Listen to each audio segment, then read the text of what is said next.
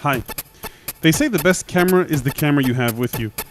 And as you probably know, effects can take a great synth and make it sound awesome. But if you don't have your favorite effects pedals nearby, don't leave your synth effectless. Just grab your phone, hook it up, and let me show you 3 ways you can use your phone with a really cheap audio interface or a slightly less cheap but really good one to add effects to your synth. By the way, I'll be reviewing a really exciting new effects pedal that just came out in a couple of weeks. It's still in the mail, so hit subscribe, or if you're from the future, check out the channel. Meanwhile, all I've got is my phone, which happens to be a pretty capable multi-channel, multi-effect processor. Let's start. This is the clean sound of the Circuit Mono Station. And this is Positive Grid's Jam Up Pro app.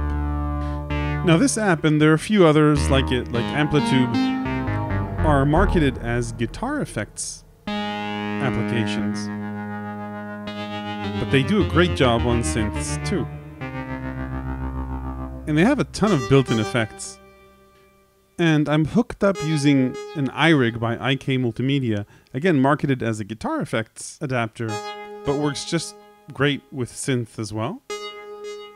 This one was super cheap, bought it a long time ago, and serves me really well with synths. It's not very high quality, but it doesn't take a lot of space in my bag, and it's just always there. Now, the Circuit Mono Station is a great analog synthesizer. It just sounds fantastic. But it doesn't have any built-in effects. And you can see how easy it is to add delay, tremolo, reverb you saw before, and heck, why not add a guitar amp? Okay, maybe not that much. There's a little bit too much gain on this amp. Let me lower that. And you get the idea. So there are a bunch of apps for iOS and for Android that are essentially these multi-effects applications. But if you're on iOS, you can use AUM in this case, or Audio Bus, to take your mixing and multi-effects to a whole nother level. So now I've set up 2 effects chains. Let me go ahead and lower the first one, because it's making too much noise. And now I can create a whole nother path alongside the previous one with additional effects in it. For example, a chorus effect. I can take it out or bring it back in. If it's an audio unit standard effect, I can edit the parameters on screen in a little window without swapping apps. The audio unit standard also lets me use the same effect in multiple chains. For example, the reverb here. I used it in both chains, both the first and the second. And once I'm happy with my second effect chain, I can start mixing between them, run them both simultaneously. A really exciting way to play with effects on the iPhone, iPad, or iPod Touch. Okay, cool. Now, if you're willing to splurge on a audio interface with multiple inputs, you can take it to a whole nother level. Let me get a beat going on the Pocket Operator.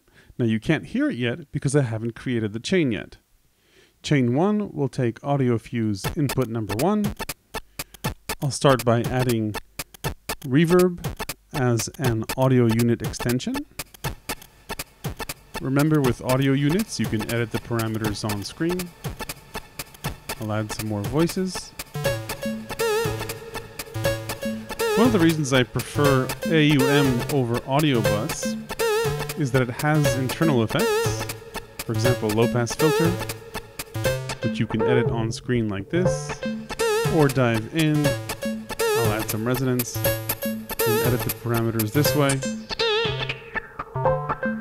Audio Bus is great too, and I still keep it around and recommend it because AUM has compatibility issues with some apps for some reason.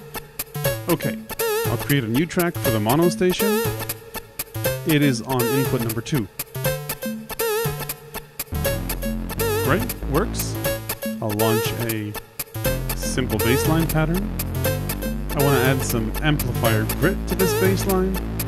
Inter-app audio effects like jam up take a while to load. The disadvantage of inter-app audio apps is that they live in their own screen and they can only be used once.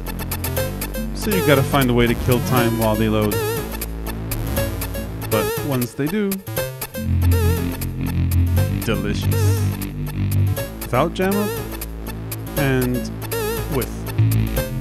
If I want to edit the parameters of an inter-app audio application, I need to enter full screen, the full screen of the app, and then I can make changes as I wish.